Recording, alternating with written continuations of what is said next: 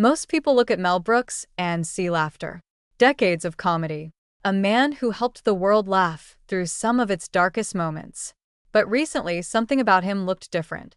The cameras caught a glimpse of the 98-year-old legend stepping outside his quiet home, and the expression on his face told a story that no joke could soften. It was the look of someone carrying a secret too heavy to hold anymore.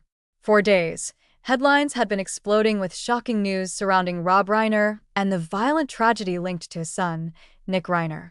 Commentators debated police reports, court dates, and motives. But behind the noise, one voice stayed silent: Mel Brooks. And that silence mattered. Because in Hollywood, everyone knew something deeper about their relationship. Mel wasn't just a colleague. He had been family.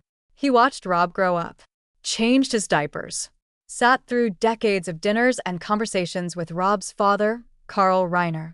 So when Mel finally agreed to speak privately to a journalist, the room reportedly felt heavy before the recorder even started.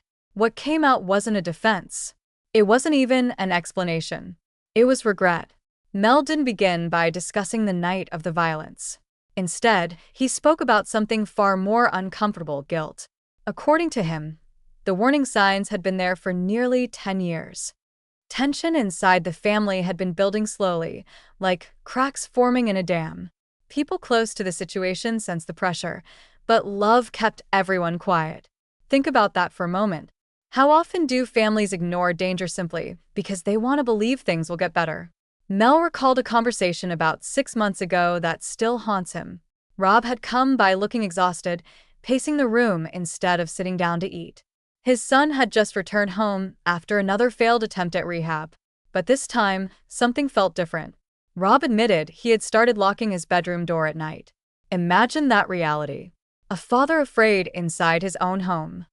Mel urged him to create distance. Call the authorities if necessary. But Rob refused. His answer was painfully simple. If he pushed his son away, the boy might fall apart completely. If he kept him close, maybe, just maybe, there was still a chance to save him. That hope became the tragedy. Mel now believes the real danger wasn't only addiction or anger.